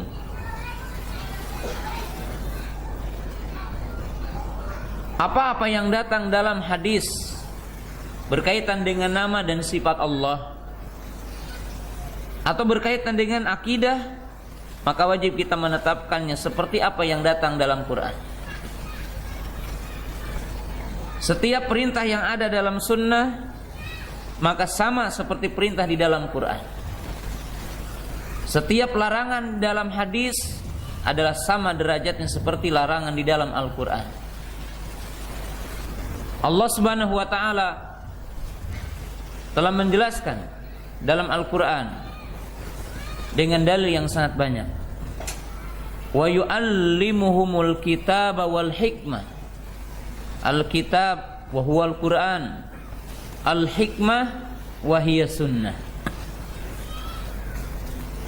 Di mana Allah Ta'ala telah memberikan kepada Nabi kita untuk mengajari umatnya dengan Alkitab wal hikmah, yaitu sunnah. Allah Ta'ala berfirman, ya ayyuhalladzina amanu ati'ullaha wa ati'ur rasul. Wahai orang-orang yang beriman, taatlah kamu kepada Allah, taatlah kamu kepada Rasul. Bagaimana? Dengan cara melaksanakan Quran, dengan cara melaksanakan sunnah. Wa ma atakumur rasulu fakhuduhu wa ma nahakum anhu fantahu. Apa-apa yang datang dari Nabi SAW berupa perintah, maka lakukan. Dan apa-apa yang datang dari Nabi SAW berupa larangan, maka tinggalkan. Ayat-ayat ini menunjukkan bahwa perintah Nabi, larangan Nabi Sallallahu Alaihi Wasallam adalah sederajat dengan larangan Allah. Setiap yang datang dari hadis seperti derajat larangan yang ada dalam Quran. Kaidah yang keempat ini membantah satu pemahaman yang mengatakan bahwa sumber Islam hanya satu, yaitu Quran. Ini adalah firqah yang dinamakan dengan Qurani. Siapa yang mengatakan sumber Islam hanya satu, yaitu Quran, adapun hadis sesuatu yang diragukan, fahuwa riddatun an dini Islam, maka dia adalah kafir dan keluar dari Islam. Batil. Pemahaman ini adalah batil. Sebagian orang berkeyakinan dengan keyakinan yang menyimpang tentang kaidah yang keempat ini. Ada yang mengatakan bahwa setiap perkara yang dianggap bertentangan dengan Quran, maka hadis itu tidak bisa jadi hujjah dan tidak bisa dibenarkan. Seperti keyakinan orang-orang Khawarij, keyakinan orang-orang Mu'tazilah. Kenapa orang-orang Khawarij dan orang-orang Mu'tazilah mengatakan setiap yang masuk neraka kekal? Tidak ada orang yang masuk neraka kecuali dia akan kekal di neraka. Dan tidak mungkin ada orang yang akan masuk surga setelah masuk neraka. Mereka berkata sebab dalam Quran tidak didapatkan kecuali kalimat khalidina fiha. Maka hadis-hadis yang mengatakan akan keluar dari neraka orang-orang yang berdosa dari umat ini itu bertentangan dengan ayat. Lalu mereka membatalkan hadis-hadis ini. Maka ini adalah firqah yang batil, firqah yang menyimpang. Karena setiap yang Nabi SAW beritakan, maka wajib kita menetapkannya. Adapun kaidah yang mereka pakai itu keliru. Sebagaimana dikatakan oleh Ali bin Abi Thalib, diungkapkan oleh Abdullah bin Umar dan Abdullah bin Mas'ud dan para sahabat, qaumun ya'tuna ila ayatin nuzilat alal kufar aw yantalikuna ila ayatin nuzilat alal kufar fayunzilu alal mu'minin. Adapun mereka berdalil dengan ayat-ayat yang tadi, maka para sahabat mengatakan kaum Khawarij, demikian juga orang-orang Mu'tazilah adalah orang-orang yang mengambil ayat yang Allah Ta'ala turunkan untuk orang kafir, lalu mereka alamatkan untuk orang beriman, seperti ayat-ayat khalidina fiha. Mereka gunakan untuk membantah hadis tentang syafaat untuk orang yang melakukan dosa besar. Ini adalah firqah yang menyimpang. Ada orang yang mengatakan kalau masalah akidah tidak boleh kecuali hadis mutawatir. Hadis ahad tidak boleh artinya tidak boleh hadis ahad digunakan untuk masalah akidah. Ada yang berpendapat apabila bertentangan dengan akal, hadis ini ditolak. Ada yang mengatakan hadis itu apabila bertentangan dengan penemuan ilmiah ditolak. Maka ini adalah firqah yang batil. Seperti apa yang disusun dalam sebuah buku yang telah diterjemahkan dalam bahasa Indonesia, Kritik Ilmu Hadis. dari ungkapan Muhammad Al-Ghazali yang merupakan gurunya Yusuf Qaradawi rahimahullahu taala. Ini adalah pemikiran-pemikiran yang menyimpang. Ahli sunnah sepakat bahwa sunnah adalah seperti Quran dalam hujjah. Bahkan jamaah yang dirahmati Allah taala, kita mengetahui bahwa Yahya Ibnu Katsir mengatakan Al-Qur'anu ahwaju ila sunnah minas sunnati ilal Qur'an. Sesungguhnya Quran lebih butuh kepada sunnah ketimbang sunnah kepada Quran. Mungkin di antara yang hadir juga ada yang kaget dengan ucapan Yahya Ibnu Katsir bahwa Quran lebih butuh kepada sunnah daripada sunnah kepada Quran. Bagaimana pemahaman dari makna ungkapan ulama ini? Ungkapan Imam Yahya Ibnu Katsir benar sekali. Kaifa antum tusallun? Wa kaifa antum tu'adduna zakatakum? Wa kaifa antum tu'adduna al-hajj wal umrah? Hal tajiduna bi tafasiliha fil Quran? Kalau antum ditanya bagaimana antum menunaikan salat? Bagaimana antum menunaikan zakat? Bagaimana antum menunaikan haji dan umrah? Adakah perinciannya dalam Quran? Bagaimana antum ruku, bagaimana antum sujud, apa yang dibaca? Maka tidak ada dalam Quran, adanya dalam sunnah. Walidzalika qala ulama faman fasara Qur'ana bi ghairi sunnah fahuwa zindiq atau tazandak. Siapa yang menafsirkan Quran bukan dengan sunnah, maka dia akan menjadi orang yang zindik, akan terjerumus kepada kufur, kafir, walaupun dia menggunakan Quran. Orang tidak akan mampu menjelaskan perincian tentang zakat, berapa nisabnya, berapa dikeluarkannya, apa saja yang wajib dizakati secara perinci, tidak ada kecuali dalam sunnah. Kita tidak akan mampu menunaikan ibadah umrah, ibadah haji, berapa tawaf, berapa keliling di mana, mabit, berapa putaran sa'i, bagaimana tahalul dan sebagainya, tidak ada perincian dalam Quran kecuali berada dalam sunnah Rasulullah sallallahu alaihi wasallam. Maka barang siapa yang menafikan ataupun membedakan Quran dengan sunnah, maka dia adalah termasuk orang yang menyimpang. Ini adalah kaidah-kaidah yang sangat penting yang wajib dipahami oleh setiap mukmin. Al-qaidatul khamisah. Kaidah yang kelima, keyakinan yang wajib ditanamkan kepada setiap mukmin adalah la nabiyya ba'da nabiyina Muhammad SAW, wa anna nabiyina Muhammad SAW khatimul anbiya, la nabiyya ba'dah. Kaidah yang kelima di antara kaidah yang sangat penting adalah keyakinan bagi setiap mukmin bahwa tidak ada kenabian setelah Nabi kita Muhammad sallallahu alaihi wasallam. Tidak ada kerasulan setelah Rasul Muhammad sallallahu alaihi wasallam. Secara otomatis tidak ada syariah setelah syariat Muhammad SAW. Tidak ada wahyu setelah Allah Ta'ala menyempurnakan Al-Quran ini. Tidak ada lagi wahyu yang turun. Mana dalil yang menunjukkan bahwa tidak ada lagi kenabian, tidak ada lagi wahyu? Saya akan awali dengan dalil yang mungkin kita menganggapnya bukan dalil. Yang pertama, Allah berfirman dalam ayat yang tadi, wa uhiya ilayya hadzal qur'anu liundzirakum bihi wa man balag.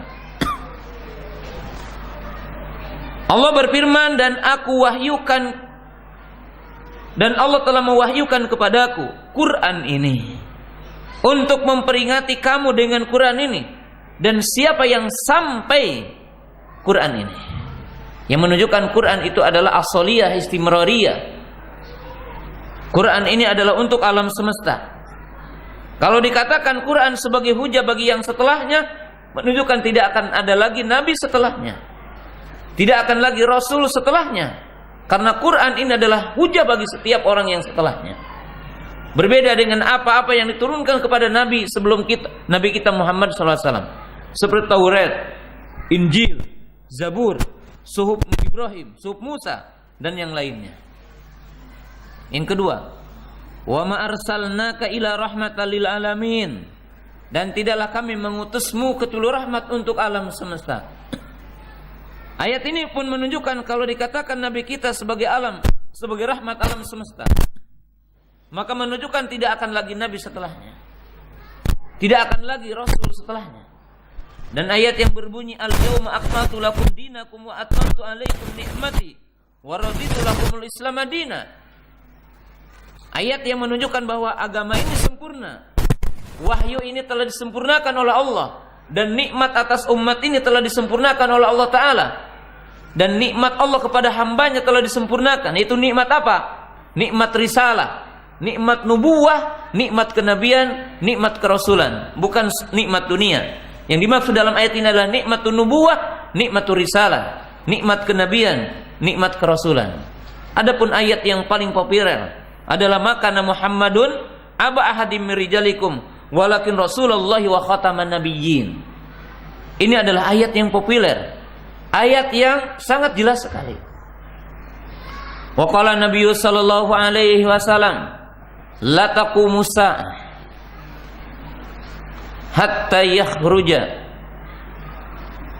minha salathuna dajjaluna kulluhum yazmu annahu Rasulullah atau annahu nabi wala nabiyya ba'di.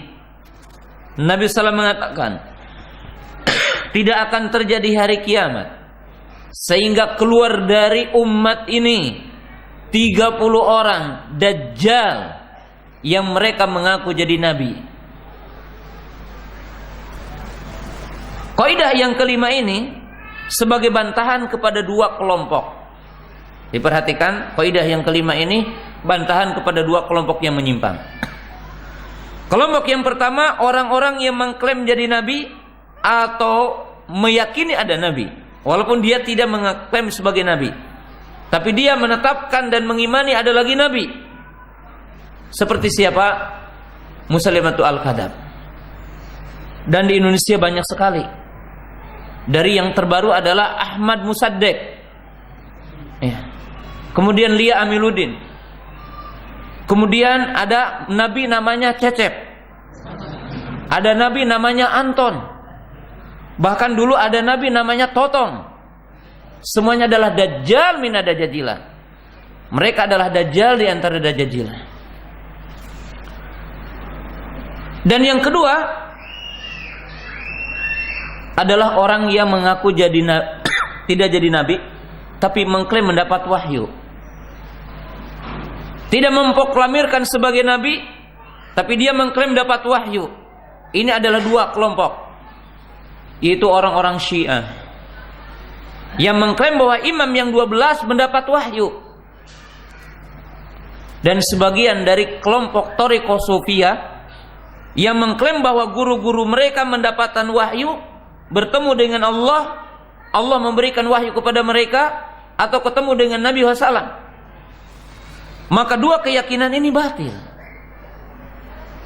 Tidak ada lagi nabi, tidak ada lagi wahyu. Aliran yang muncul hari ini seperti Ahmad Musaddiq yang diisukan, dan ini mungkin 99% kebenarannya, adalah merupakan pembesar firqah yang dinamakan dengan Ghafatar. Dan ini adalah merupakan firqah dari orang-orang yang menamakan NII. Saya teringat bahwa sebagian tokoh-tokohnya mengatakan wahyu itu masih turun. Sebab menurut keyakinan mereka, kalau wahyu tidak turun berarti Jibril pensiun katanya. Tidak ada kerjaannya katanya.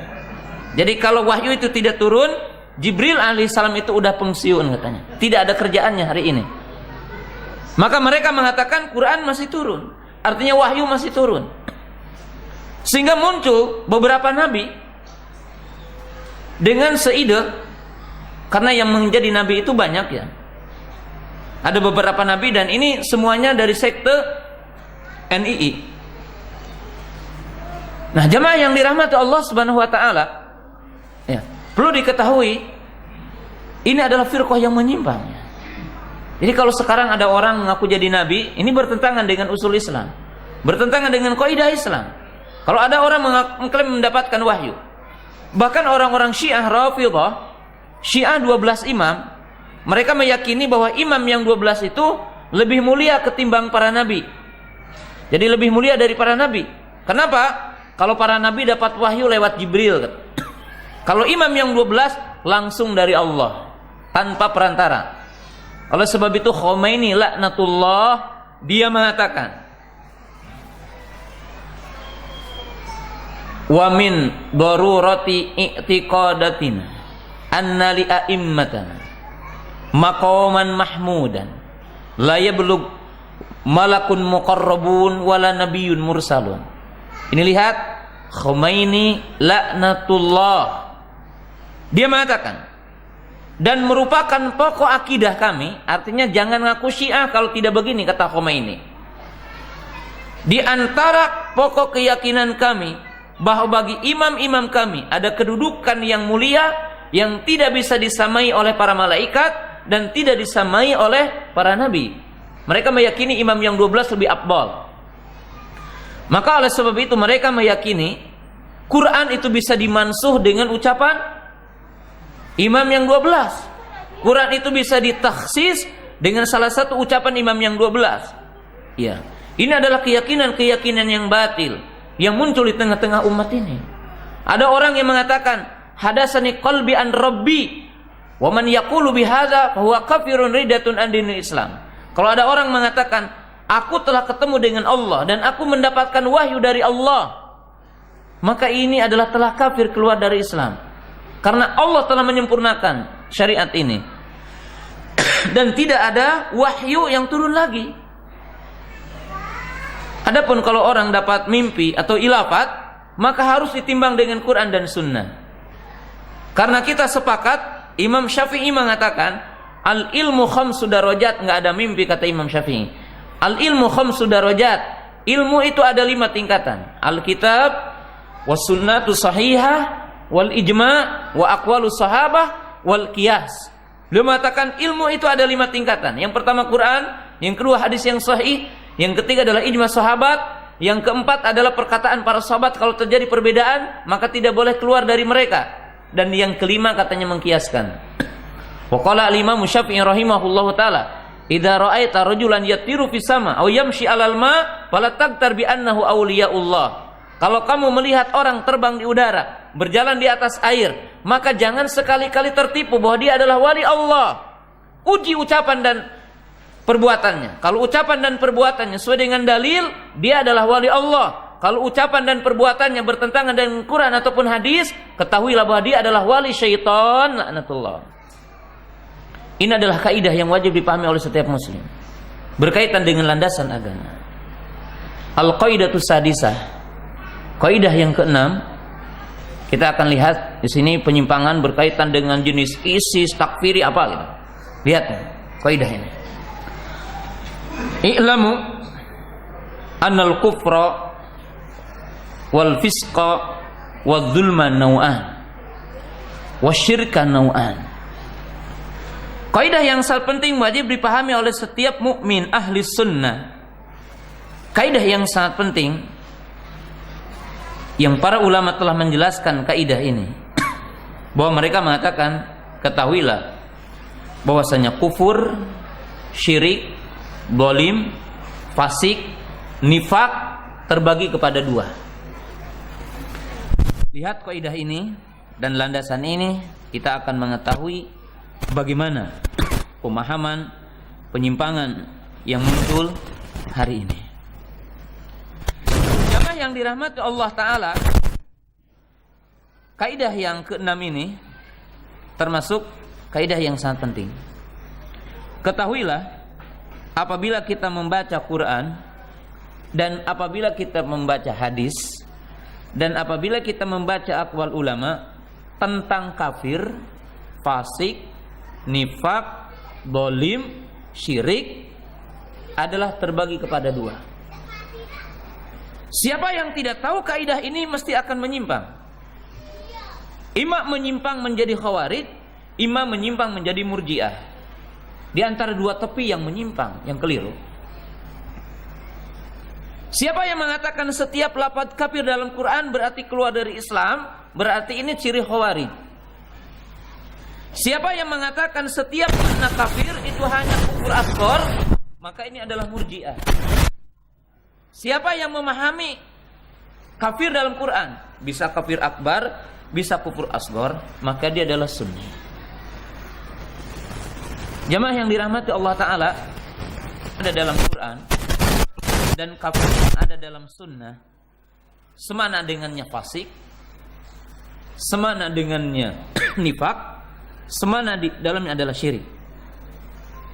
Lalu dia mengatakan satu pemahamannya, satu maknanya, maka mesti menyimpang. Kita berikan contoh sebelum dalam Quran yang sangat populer yang kita akan bahas. Pokoknya ada dalam hadis, kita lihat, man halafa bi ghairillahi faqad asyraka. Siapa yang bersumpah dengan selain nama Allah, maka dia adalah syirik. Kalau ada orang mengatakan demi matahari, kamu keluar dari Islam. Nah, jemaah yang dirahmati Allah Ta'ala, al-asru syirkul qaul. Asalnya ini adalah syirik dalam ucapan. Syirkul asghar, maknanya adalah syirik kecil. Kecuali kalau dia meyakini bahwa matahari yang memberikan manfaat dan madarat, lalu dia bersumpah dengan kalimat itu. Atau orang mengatakan wan nabi, demi nabi. Tapi asalnya adalah syirkul asghar. Sibabul muslimi fusukun wa qitaluhu kufrun. Mencela orang mukmin adalah fasik dan membunuhnya adalah kafir. Maka ijma para ulama mengatakan ini adalah kufrul asghar, kufur kecil. Tidak berarti kalau ada orang yang membunuh orang mukmin dia keluar dari Islam.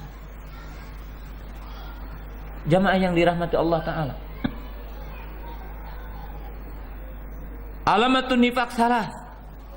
Ciri munafik ada 3. Lalu akan mengatakan setiap orang yang melakukan 3 perkara ini munafik, mukhrijan islami dinal Islam, mukhalladun finnar. Nah. Tetapi orang-orang khawarij dan yang mengikuti mereka adalah orang-orang Mu'tazilah, maka mereka memahami setiap ayat dan setiap dalil yang menunjukkan itu adalah lafaz kafir fasik, maka itu adalah keluar dari Islam. Dan setelah itu adalah halal darahnya. Dan ayat yang paling populer yang semua sekte khawarij berkumpul kepada ayat itu adalah ayat wa malam yahkum bima anzalallah fa ulaika humul kafirun. Siapa yang tidak berhukum dengan hukum Allah, maka dia adalah kafir. Maka kelompok khawarij ini mengkafirkan setiap orang yang tidak berhukum dengan hukum Allah. Dengan tanpa perincian, dengan tanpa tafsil, dia mengkafirkan. Umpamanya ada pemimpin tidak berhukum dengan hukum Allah, maka dia kafir. Setiap yang mendukungnya, dari polisinya, dari tentaranya, dari anggota DPR-nya, dari anggota MPR-nya, dari sampai gubernur, bupati, camatnya, RW-nya, RT-nya, kepala desanya kafir. Apa? Pemalam yahkum bima anzalallah fa ulaika humul kafirun.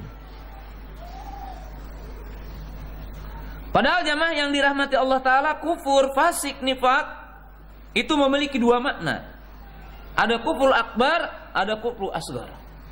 Dan Abdullah bin Abbas dan ijma sahabat, ijma para tabi'in dan ijma mufassirin bahwa ayat famalam yahkum bima anzalallah adalah bukan yang dimaksud adalah kufur seperti kufur Yahudi, bukan kufur seperti kufur Nasara, tetapi yang dimaksud di sini adalah kufur asghar. Dan bisa menjadi kufur akbar dengan poin-poin yang telah dijelaskan oleh para ulama. Kapan orang yang tidak berhukum dengan hukum Allah adalah kafir? Tidak setiap orang yang berhukum dengan selain hukum Allah adalah kafir. Bisa kufru akbar, bisa kufru asghar. Nah, tetapi apabila orang menetapkan kaidah dengan kaidah yang tadi, maka inilah terjadi penyimpangan hari ini. Kaum Khawarij yang menghalalkan darah kaum muslimin, yang memerangi negara-negara Islam, yang membuat keonaran-keonaran di negara Islam, yang membuat aksi-aksi teror hari ini, maka adalah karena mereka tidak paham kepada kaidah ini, tidak paham kepada landasan ini, tidak paham kepada usul dan qawaid yang sangat mulia ini. Jamaah yang dirahmati Allah Ta'ala, saya akan memberikan satu contoh dan kisah yang sangat menakjubkan dalam sepanjang sejarah. Ali bin Abi Thalib radhiyallahu ta'ala anhu mengungkapkan tentang orang Khawarij, dan perhatikan ini kaidah yang sangat agung untuk kehidupan kita hari ini. Ali radhiyallahu ta'ala anhu mengatakan kalimat yang tadi saya sampaikan tentang orang Khawarij. Bagaimana orang Khawarij itu? Qaumun yaqra'unal Qur'an la yujawizu hanajirahum taraqihim yahsabuna annal Qur'ana lahum wa huwa alaihim. Orang-orang Khawarij adalah orang-orang yang membaca Al-Quran, yang melafadzkan Al-Quran, tapi mereka tidak paham isinya. Mereka tidak mendapatkan petunjuk dari Al-Quran itu. Satu kaum yang mereka menyangka Quran itu sebagai dalil bagi mereka, hujah mereka. Mereka sedang mengamalkan Quran, tetapi sesungguhnya Quran sebagai bantahan kepada mereka. Gimana kita lihat kisah yang sangat agung. Orang-orang Khawarij mengkafirkan Ali, Muawiyah, Amr bin As, dan sejumlah sahabat yang ikut dalam tahkim setelah perang Siffin dan perang Jamal. Lalu Abdullah bin Abbas datang kepada mereka, apa yang menyebabkan kalian mengkafirkan Muawiyah, mengkafirkan Ali, mengkafirkan sahabat? Mereka baca ayat, wa malam yahkum bima anzalallah fa ulaika humul kafirun, wa malam yahkum bima anzalallah fa ulaika humul dhalimun, fa ulaika humul fasikun, inil hukmu illa lillah, kata mereka. Taib, kata Abdullah bin Abbas, iya, boleh kamu pakai dalil itu. Lalu apa alasannya? Karena Ali bertahkim kepada manusia, bertahkim kepada Amr bin As dan Abu Musa Al-Asy'ari. Kalau begitu dia kafir. Faman yahkum bima anzalallahu fa ulaika humul kafirun. Oke. Tapi saya ada beberapa pertanyaan. Apa pandangan kalian kalau seorang wanita atau seorang istri dan suami bertengkar lalu ingin berdamai? Kepada siapakah dia berdamai? Bagaimana kalau dia berdamai kepada orang adil? Bingung mereka. Karena kalau dia mengatakan kafir kepada Ali, maka ini pun kafir. Lalu Abdullah bin Abbas mengatakan, apakah kamu tidak pernah mendengar dan menelaah sebuah ayat yang ada dalam surah An-Nisa?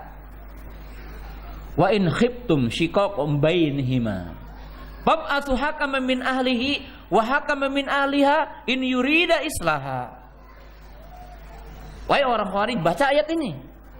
Kalau terjadi pertikaian suami dengan istri dan mau berdamai di antara keduanya, maka datanglah kepada hakim yang adil dari pihak laki-laki dan hakim yang adil dari pihak perempuan.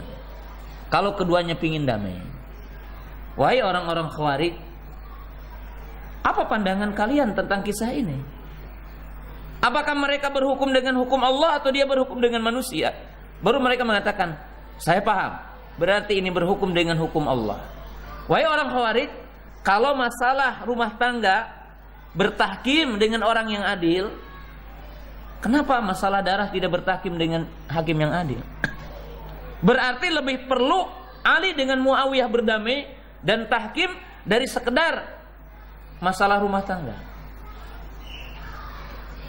Maka jamaah yang dirahmati Allah Ta'ala, mereka menyangka sedang melaksanakan pamalam yahkum bima anzalallah, tetapi sesungguhnya pamalam yahkum bima anzalallah sebagai bantahan kepada mereka, karena mereka tidak berhukum dengan hukum Allah. Jadi ini adalah orang-orang Khawarij sifatnya.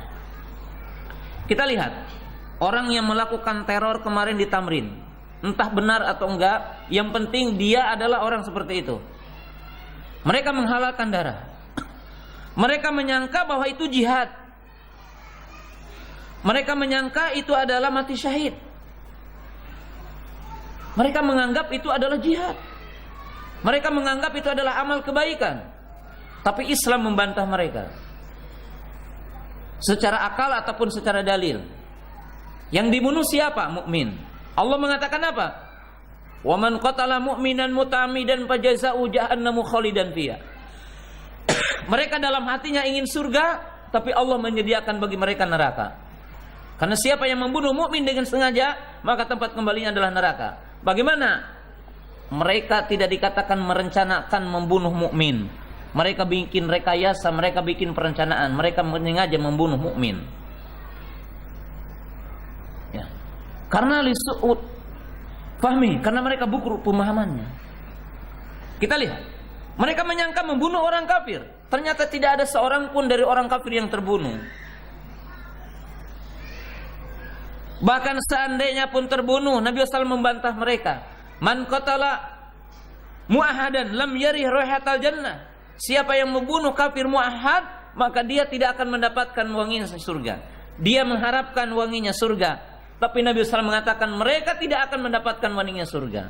Quran dan hadis membantah mereka. Jadi jemaah yang dirahmati Allah Ta'ala, orang-orang Khawarij itu mereka menyangka mengamalkan dalil. Mereka mengamalkan hadis, tetapi hadis dan dalil membantah mereka. Bahkan jemaah yang dirahmati Allah Ta'ala, tidaklah orang melakukan aksi seperti itu kecuali orang yang penakut. Jangan sekali-kali kita mengatakan kepada orang yang melakukan aksi teror adalah orang pemberani. Mereka adalah orang penakut. Sebab yang dikatakan mujahid adalah berperang dengan orang yang punya senjata, bukan orang yang tidak punya senjata diperangi. Orang yang dikatakan syuja'ah dalam sepanjang sejarah, lihat ya, Muhammad Al-Fatih ditulis dengan tinta emas dalam sepanjang sejarah. Kenapa? Mampu mengalahkan Ambaratur yang memiliki kekuasaan, yang memiliki kekuatan yang sangat hebat. Bukan orang-orang yang tidak berdosa, bukan orang-orang yang tidak memiliki apa-apa yang dibunuh. Itu adalah bukan bagian dari jihad dan bukan dari bagian keberanian. Nah ini jemaah yang dirahmati Allah Subhanahu wa taala. Setiap mukmin harus tahu ya. Tidak setiap kalimat kufur dalam Quran berarti keluar dari Islam. Tidak setiap fasik berarti dia adalah keluar dari Islam. Tidak setiap zalim adalah keluar dari Islam. Dan tidak setiap syirik berarti keluar dari Islam. Wajib memahami. Siapa yang tidak paham ini, maka dia akan menyimpang. Lalu timbul pertanyaan, bagaimana kita memisahkan ini kufur akbar, kufur asghar? Ar-ruju ila fahmi salafil ummah, ar-ruju ila aqwali salafil ummah, ar-ruju ila aqwalil ulama ar-rasihin fil ilmi, ila ulamil mujtahidin. Itu semua kembali kepada Al-Quran Sunnah dengan pemahaman salafus saleh, kembali kepada pemahaman para sahabat, pemahaman para tabi'in, pemahaman para ulama kita, para ulama mujtahid yang mereka itu paham kepada Al-Quran. Bukan rayu kita, bukan pendapat kita, bukan hemat kita, tetapi adalah kembali kepada pemahaman salaful ummah ridwanullahi ta'ala alaihim. Hadhil qaidah sabi'ah, yani sadisah, qaidatus sabi'ah, qaidah yang ketujuh yang wajib kita pahami tentang masalah ini. Qala ulama, innal bai'ata takunu alal imamil ma'lum du qudrah du sultah. Di antara kaidah yang sangat penting yang wajib dipahami oleh kita untuk memahami penyimpangan hari ini, terutama dengan nama Daesh atau ISIS, baiat di dalam Islam hanyalah kepada imam yang jelas, memiliki kekuasaan, memiliki teritorial. Jadi yang namanya bai'ah adalah kepada imam yang hak, imam yang dipilih oleh halul alqi, imam yang memiliki teritorial, imam yang memiliki kekuasaan. Bukan kepada imam yang mengaku dirinya sebagai imam, bukan kepada imam-imam yang tidak jelas, bukan kepada imam-imam yang tidak punya kekuasaan, bukan kepada imam yang dipenjara, bukan kepada imam yang tidak diketahui nasabnya, bukan kepada imam yang tidak diketahui namanya, tapi imamun maklum, du sultah, du kudrah. Wala ba'sa bi ta'addudil a'immah hadal yaum li ajli darurah. Dan tidak mengapa hari ini muslim berbayah kepada imam dalam setiap negaranya. Dan tidak mengapa hari ini adalah berbilang pemimpin kaum muslimin karena kondisi yang menimpa kepada umat ini.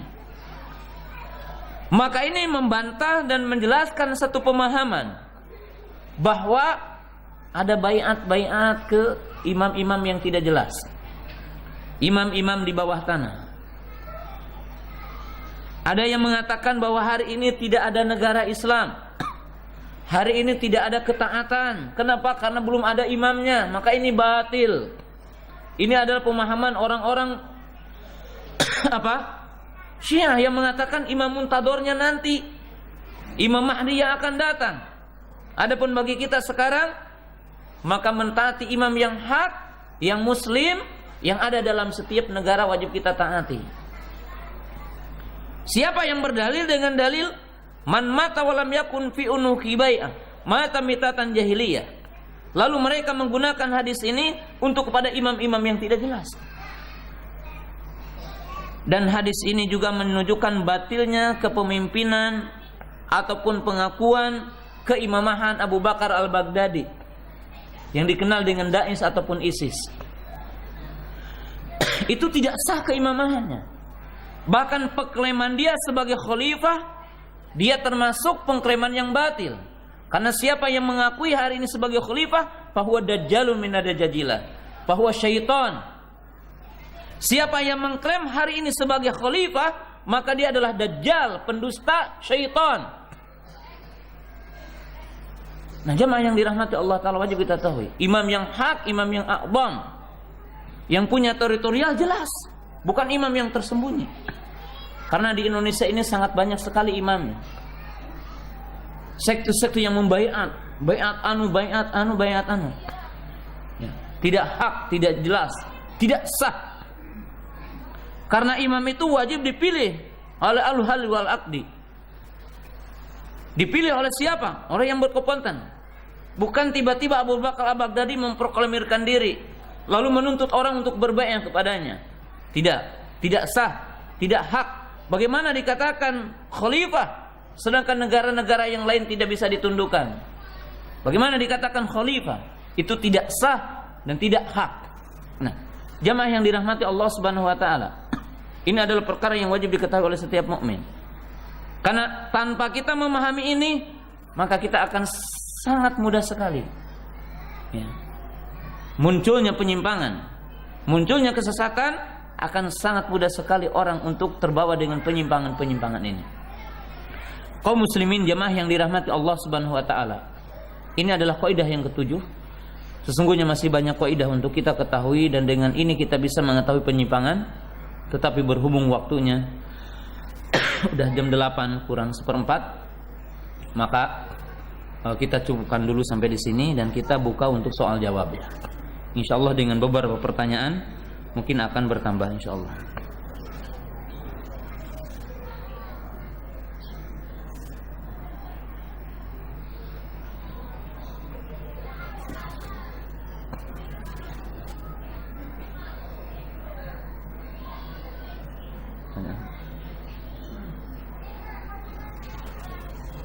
Ya, silahkan kertas pertanyaannya di.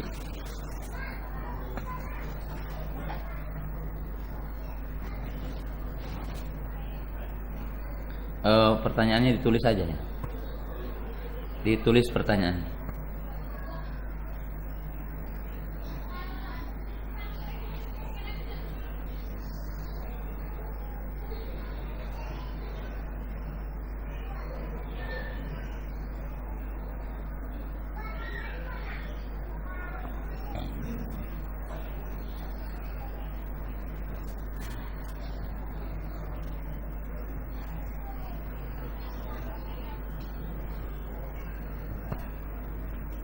Ya. Ya kalau memang lama nggak apa-apa, langsung aja yang mau bertanya. Ada.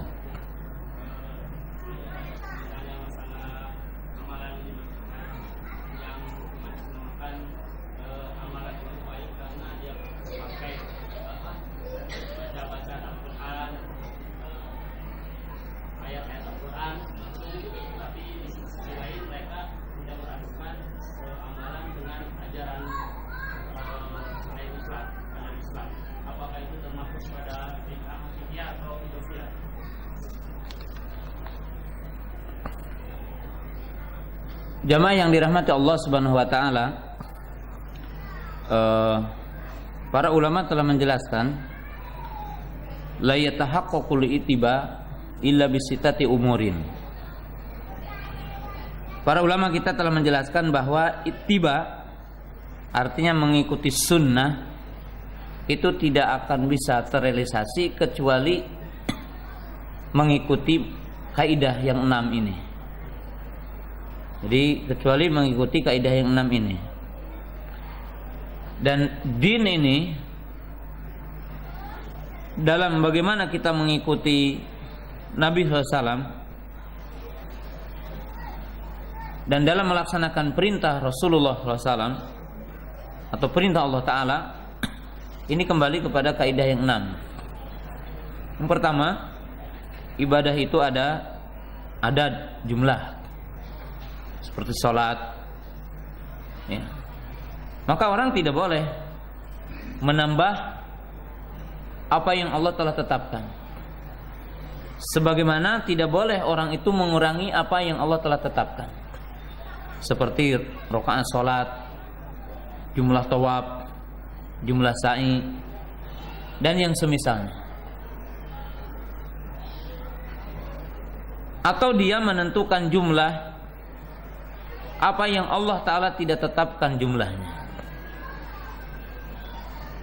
seperti zikir itu ada 2. Ada zikir yang mutlak, ada zikir yang muqayyad. Zikir yang mutlak artinya silakan aja kita zikir, baca takbir, baca tahlil, boleh kita mau berapa saja. Tapi kalau kita mengatakan setiap malam Jumat bacalah zikir ini sekian, maka bukan lafaz zikirnya yang bid'ah, tetapi penetapan jumlahnya yang menjadi bid'ah. Itulah yang dinamakan dengan bid'ah idhafi. Itulah yang dinamakan dengan bid'ah idhafi. Demikian juga Allah menganjurkan baca Quran. Kapan saja, di mana saja kita boleh baca Quran, kecuali yang dilarang seperti di tempat yang kotor, di WC itu tidak baca Quran. Tapi kalau kita mengatakan setiap malam Jumat bacalah surah Yasin sekian, dapat pahala sekian, tidak boleh kecuali ada dalil. Tapi kalau kita membaca surah Yasin tidak mengkhususkan malam Jumat, kapan saja boleh. Maka menetapkan bilangan, tempat, waktu, jumlah yang tidak ada dalilnya, maka penetapan itulah yang dinamakan dengan bid'ah. Jadi yang dinamakan dengan bid'ah. Allah Ta'ala.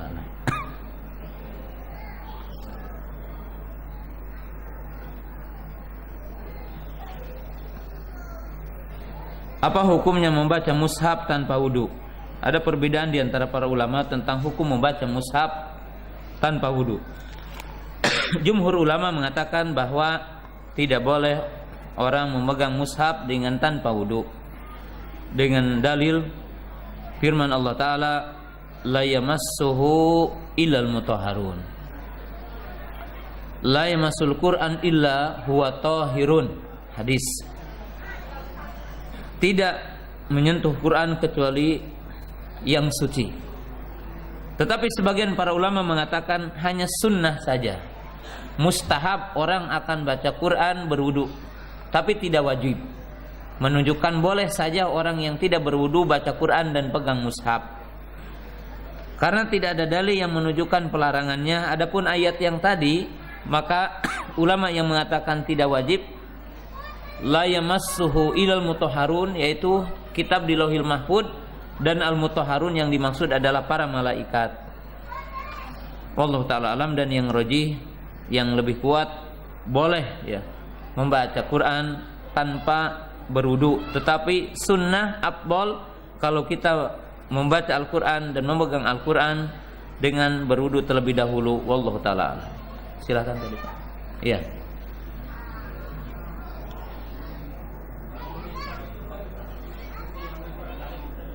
Gimana? Iya.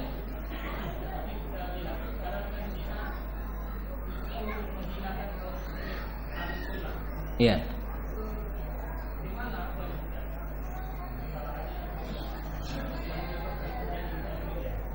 Iya. Ya, adapun berkaitan kenapa Syiah atau munculnya Syiah atau juga yang lainnya, maka tidak lepas dari dua poin utama. Munculnya penyimpangan termasuk Syiah yang ada di negeri Syam, bahkan mungkin yang ada di dunia. Yang pertama, maka yidu adail Islam. Munculnya aliran yang menyimpang tidak lepas dari rekayasa dan tipu daya musuh Islam. Oleh sebab itu tidak muncul kesesatan kecuali muncul dari orang-orang munafik seperti Abdullah bin Sabah. Dia seorang Yahudi yang pura-pura masuk Islam. Bisil al-Mirrisi, Mirjam Gulam Ahmad, Senuk Hodronyo dan sebagainya dalam sepanjang sejarah, di mana aliran-aliran yang menyimpang ini dimunculkan oleh orang-orang munafik.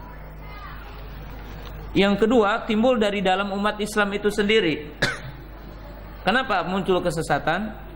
Ya, muncul kesesatan karena ittiba'ul hawa, ya, wa khuruju anis sunnah, karena mengikuti hawa nafsu dan keluar dari sunnah Rasulullah sallallahu alaihi wasallam, sebagaimana disebutkan dalam kisah orang-orang Khawarij itu, di mana orang-orang Khawarij itu berkata di depan Nabi sallallahu alaihi wasallam, "I'dil ya Muhammad fa innaka la ta'dil."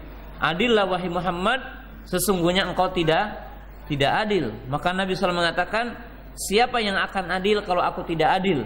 Siapa yang akan taat kalau aku tidak taat? Jadi awal munculnya penyimpangan berpaling dari Nabi sallallahu alaihi wasallam, berpaling dari sunnah Nabi sallallahu alaihi wasallam. Oleh sebab itu perlu kita ketahui, orang-orang Syiah berawal dari mencacati sahabat, berawal dari mengkafirkan sahabat yang inginnya adalah menghancurkan Islam. Maka Imam Nasai berkata, al-Islamu kadar, Islam itu seperti rumah, lahu abwab, dia punya pintu, wababul Islami sahabah, dan pintu Islam itu sahabat. Tidak ada orang yang mengetuk pintu kecuali ingin masuk rumah, dan tidak ada orang yang mencela sahabat kecuali ingin menghancurkan apa? Islam.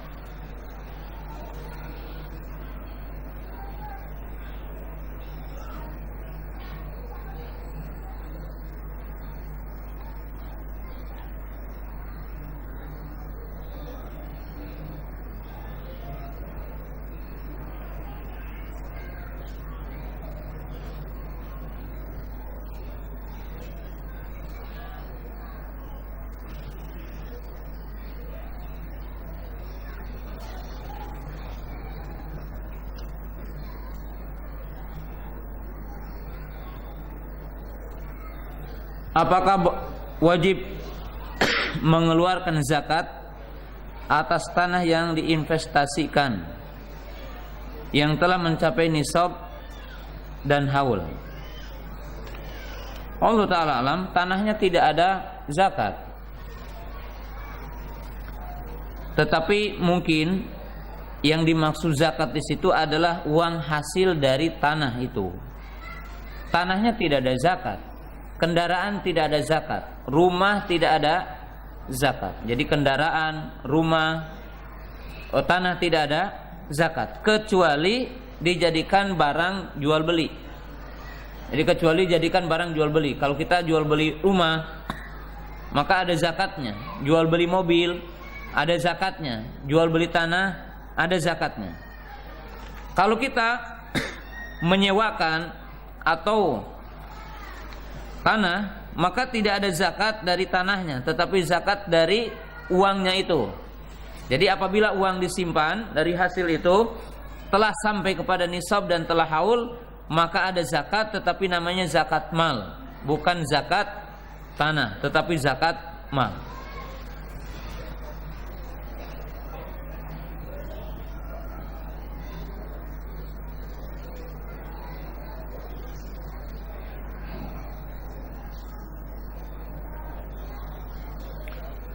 Bagaimana derajat hadis yang intinya Imam Mahdi dibaiat di Ka'bah dengan orang-orang mukmin, lalu sang imam menolak.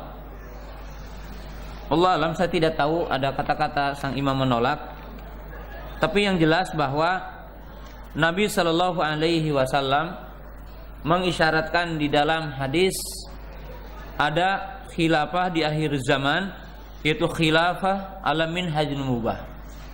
Ada khilafah di atas minhaj kenabian, dan semuanya ini adalah rahmat dan berupa karunia dari Allah Subhanahu wa taala akan diberikan kepada umat ini. Dan kaidah yang perlu dijelaskan dalam poin ini, khilafah adalah bukan tolab. Khilafah adalah bukan sebuah permintaan. Khilafah adalah bukan sebuah buatan.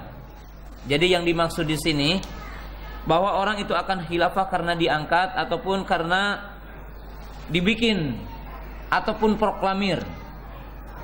Tetapi khilafah minhajun buah ada rahmat yang Allah akan berikan, yang Allah Ta'ala akan anugerahkan nanti di akhir zaman sebagai tanda dekatnya hari kiamat. Jadi akan dekatnya apa hari kiamat. Dan bukan yang dimaksud khilafah-khilafah yang hari ini, yang mana dia dibaiat ataupun dia meminta dibaiat kepada orang. Wallahu ta'ala a'lam. Ya, ada lagi? Ya, Pak.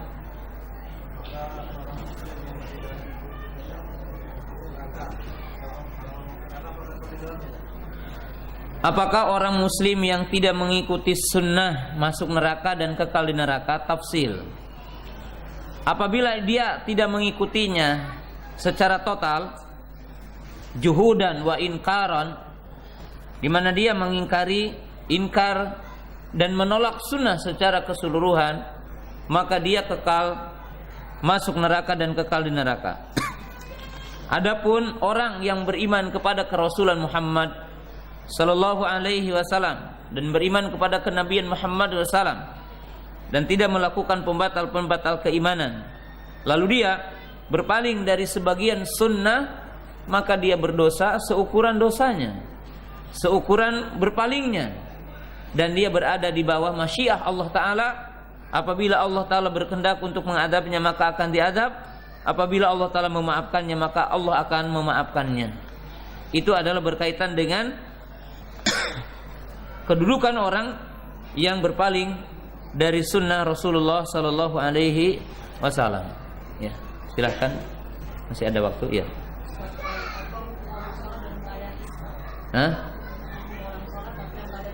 Hukum orang yang sholat dalam keadaan isbal, ya, dia sholatnya sah, tetapi dia maksiat karena isbalnya.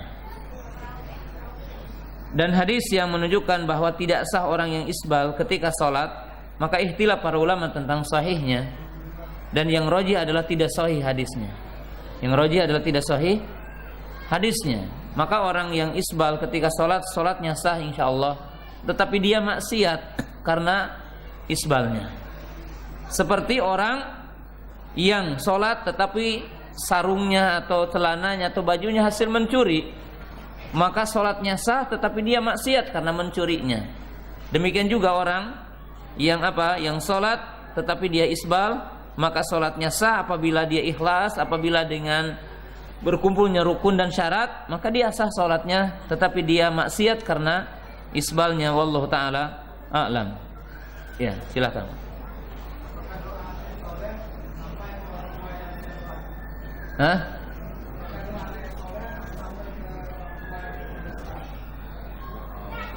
Doa orang yang soleh, anak yang soleh, apakah sampai enggak kepada bapaknya yang tidak sholat? Pertama, para ulama ikhtilaf tentang hukum orang yang meninggalkan sholat dalam kondisi ia meyakini wajibnya sholat, apakah kafir atau tidak kafir. Maka para ulama ikhtilaf. Maka gampang, siapa yang meyakini bahwa orang yang meninggalkan sholat itu adalah kafir, keluar dari Islam, maka dia tidak mendoakan bapaknya yang tidak sholat. Dan orang yang meyakini orang yang yang tidak sholat tapi meyakini wajibnya sholat, dan dia muslim meyakini wajibnya sholat, dan kita meyakini tidak kafir, maka antum doakan orang tua kita yang dulu tidak pernah sholat, karena kita meyakini belum keluar dari Islam. Kalau kulihal, dan dengan dua pendapat itu wallahu taala a'lam, kalau bapak kita masih muslim dan masih dalam dairah muslim walaupun tidak sholat, maka lebih afdal untuk mendoakannya wallahu taala a'lam. Semoga sampai dan Allah taala mengampuni tentang kesalahannya wallahu taala a'lam. Yes.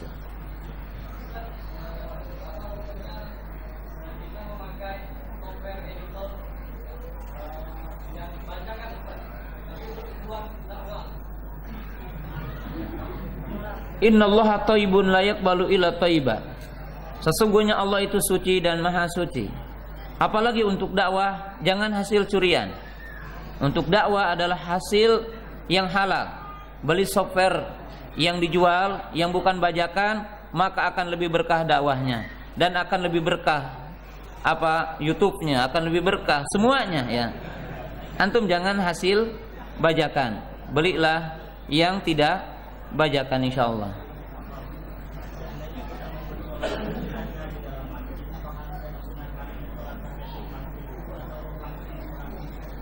Tergantung siapa yang imamnya. Mau sholat jenazah dulu silakan, mau sholat tahiyatul masjid juga silakan. Tidak ada dalil yang menunjukkan keutamaan mana yang lebih utama. Tergantung kondisinya. Ya lebih afdal tahiyatul masjid ya. Kecuali kalau imamnya udah berdiri untuk sholat jenazah, ya sholat jenazah. Kalau imamnya belum ada, ya sholat tahiyatul masjid sebelum kita sholat jenazah. Tetapi kalau udah ditegakkan oleh imam untuk untuk sholat jenazah, maka kita tidak tahiyatul masjid. Sholat jenazah dulu baru tahiyatul masjid. Wallahu taala alam. Ya, masih ada yang ingin bertanya? Masih ada 3 menit lagi sampai jam 9.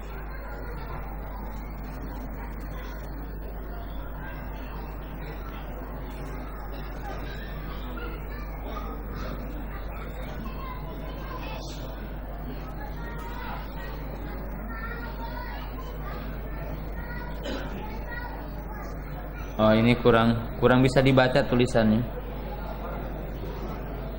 Cukup? Ada lagi? Cukup? Iya.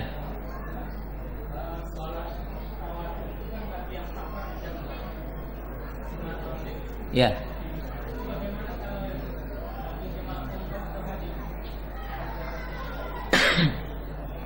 Allah Ta'ala alam tidak ada perbedaan bagi jamaah umroh ataupun jamaah haji, bahwa tidak ada sholat rawatib bagi orang atau menjama sholat bagi orang yang musafir.